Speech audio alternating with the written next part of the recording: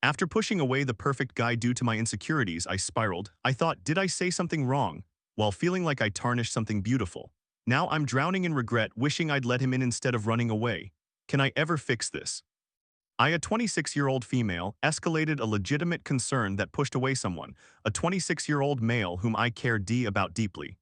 If you are interested in astrology, I am a Leo, and he is a Sagittarius. Over the years, I have read similar situations frequently, but I have never contributed my own experience, so I must admit this feels quite different for me. I am not particularly skilled at storytelling either, so I will break it down into sections, the good, the bad, and the ugly, where the actual narrative will unfold to provide better context.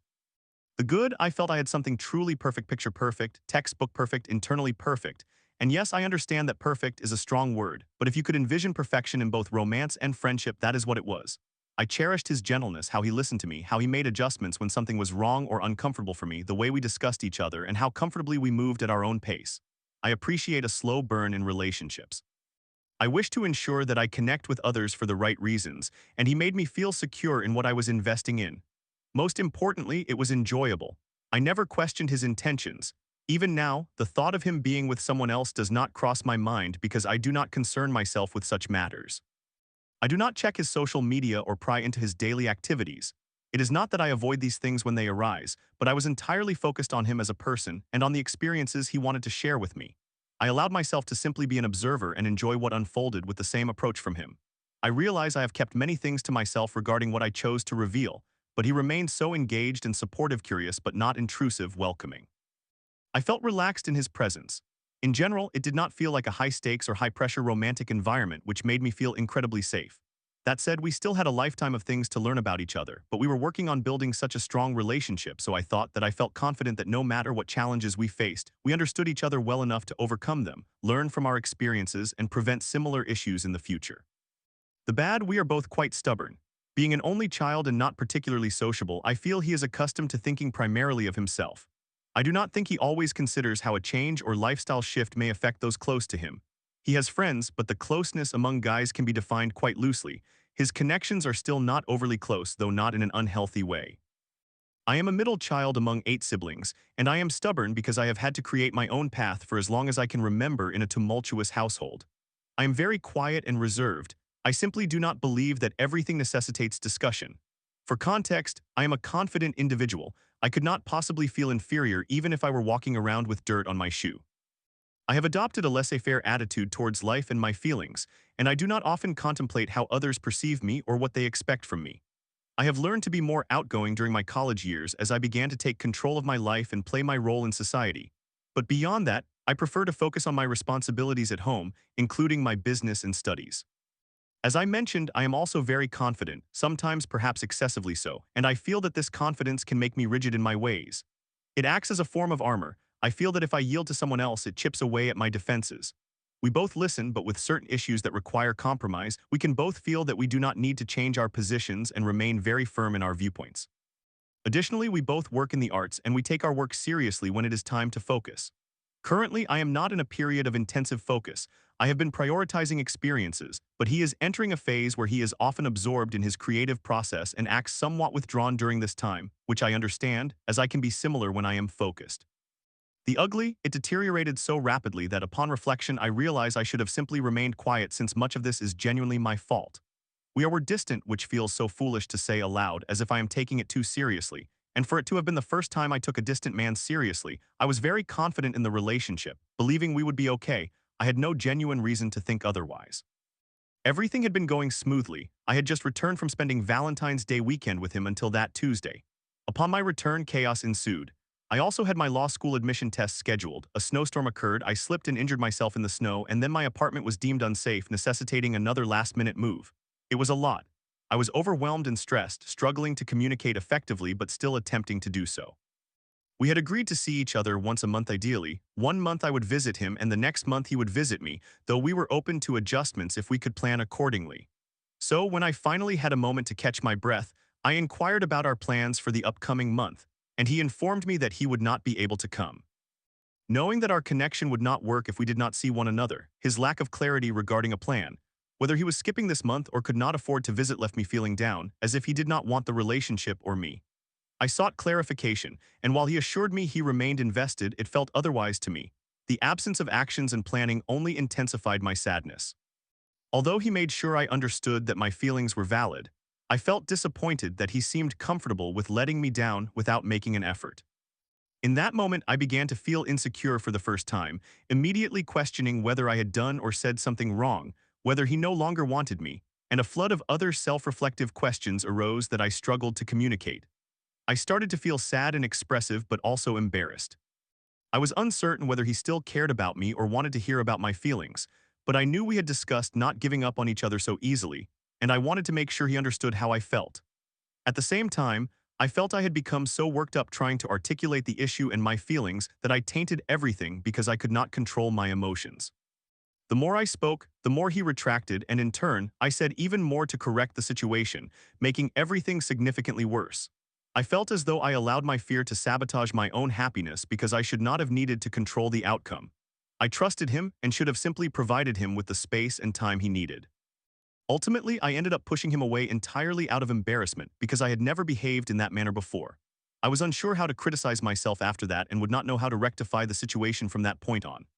I could not face him, worried about whether I would ever behave like that again and how he would view me, so I preferred to feel sad without him rather than endure a sense of internal panic if I were to encounter a similar issue again. I failed to give him the opportunity to show me grace and allow us to work through this together. I merely wanted to escape the confusion. I know they say you should not find peace in other people because people change, but it is incredibly comforting and reassuring when you do find that peace. For once, I experienced all these emotions intensely and I overreacted, leaving me unsure how to manage these new feelings, which literally makes me feel ill. My stomach has been churning since. I have been throwing up and spending time in the bathroom from crying so hard and feeling overwhelmed. I miss him deeply, and I know I have probably hurt him significantly. It takes a lot for him to let people into his space, and I cannot shake the feeling that I have tarnished that bond. Yet, I do not want to hurt him again, so I am willing to accept that we are finished for that reason. I want him to be happy, and after having reflected on my actions, I fear that I may no longer be able to bring him happiness. But I hope he understands that I care about him and never intended to hurt him as I did due to my own pain and fear.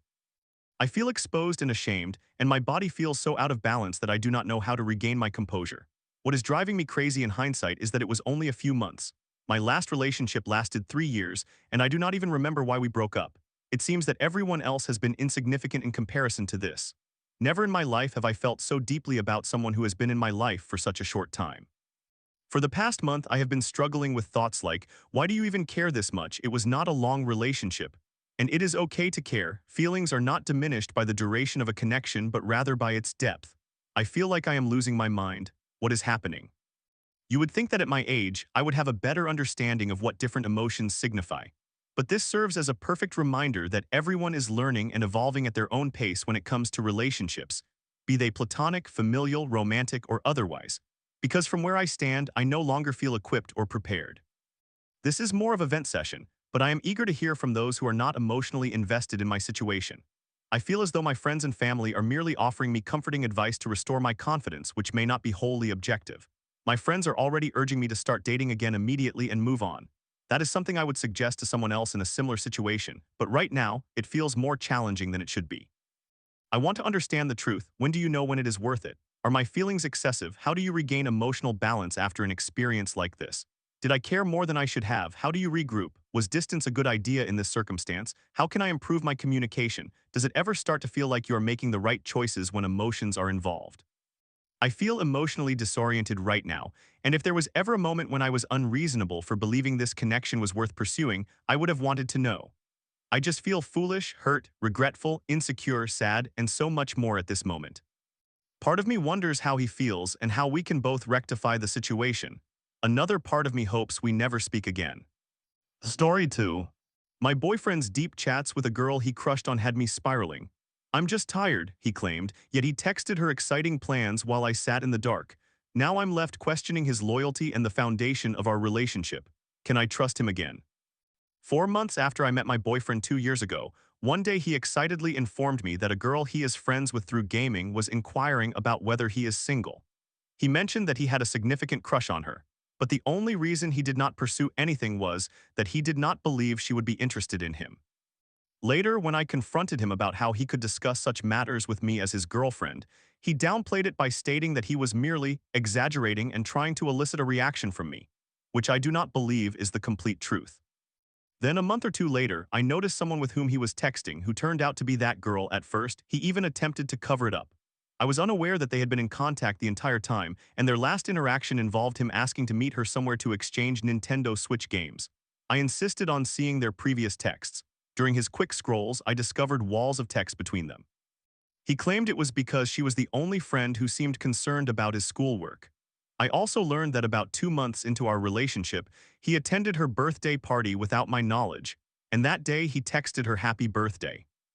We had a significant argument about it, and he agreed to stop communicating with her, which I believe he did until a year later when he began speaking to her and playing video games with her again during a tough period in our relationship, before we broke up for 5 months. During that time, they texted frequently, mainly discussing gaming and school, and he attended a party she hosted and went on vacation with her friends. Somehow they stopped texting for 2 months, and during that first month he reached out to me and we reconciled. Things seemed well until one night he suddenly became distant, which lasted for over a month. This coincided with the onset of his mental health issues due to unsuccessful job hunting, which interestingly only manifested in our interactions, in which he was cold towards me but was still reachable via text and gaming normally with the girl. We were in a long-distance relationship with a 3-hour gap, and her reaching out to him again. I only found out later that she had contacted him to watch YouTube together online, and that night they were on the call from 8:30 p.m. until 1:30 a.m. A few days later, for her birthday, he texted her happy birthday again. In the meantime, I was anxious that something was going on between him and her, and I kept bringing it up. He always denied that they were in contact. 3 months later, we had a fight, and I spoke to him seriously once again about my boundaries regarding this female friend of his. To my surprise, he agreed to stop communicating with her. Only a week later, I discovered on his phone that he had been texting her heavily for the past 3 months, and their conversation had evolved from solely discussing gaming and school to encompassing nearly all aspects of their lives. He shared his interests with her, the movie he recently watched with me, but he did not mention me, as well as the books and songs he liked. She sent him pictures of what she cooked, her knitting projects, and her cats. She asked him daily about his day and what he planned to do, to which he responded with lengthy texts, leading to her extensive replies. He has never been like that with me. When I asked how he was, he simply replied, "Okay." He once went for a walk with me while on the phone, then texted her a picture of what he saw outside. During weekends when he visited me, he always told her that he was at his parents' house. In fact, he consistently avoided mentioning me to her. She asked during New Year, "How are you spending New Year's Eve with your friends or your parents?" Apparently believing he was single, and he said he was with his parents. Even during the New Year holidays when he went to the cinema with me, he was still texting her about it after we arrived at the cinema. And when she inquired about who he went with, he said he was with family. Then in the week right before he agreed to stop talking to her, she invited him to an event with her friends that weekend. He said he forgot we already had plans that weekend, and then asked me what time our activity was scheduled to check if he could still make it to her event. She explicitly asked him, "I never asked you before, but do you mind seeing me in person? I don't know if my presence makes it awkward for you to join activities with the friend group," to which he responded, "It's not your fault, I am just tired this week due to work. Your presence actually makes it more exciting for me to join." The girl then probed further, asking him what made it exciting. That was the last text exchange they had before he agreed to cease communication.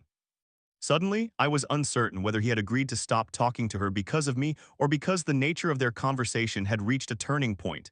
She began probing for his feelings for her, and he was trying to avoid a potentially complicated situation. I experienced quite a meltdown afterward and found myself in a significant dilemma. I felt betrayed but could not confront him without revealing that I had gone through his phone, which he would likely use against me and potentially lock his phone to prevent me from finding proof again. Yet, having seen what I did, I could no longer trust his word alone. But if I did not confront him about what I discovered, how could I address all the confusion and feelings of betrayal? He could always deflect by saying, "Well, I already agreed to stop talking to her and I am not communicating with her anymore. Why would you bring up what I did in the past?" The timing is suspicious. He said he would stop just before I learned the true nature of their interactions. This has gone unresolved and unaddressed for over a month now, and I feel like this relationship is hanging by a thread. I decided this is his last chance, but that means he could start talking to her again at any moment, and then it's over. How can I live with a ticking time bomb like that in a relationship? Any thoughts or opinions are welcome, but I realize that this kind of post often elicits advice to simply break up. However, reality is never that straightforward. TLDR, I discovered my boyfriend's deep personal conversations with a girl he once had a crush on, but I cannot confront him without revealing that I checked his phone.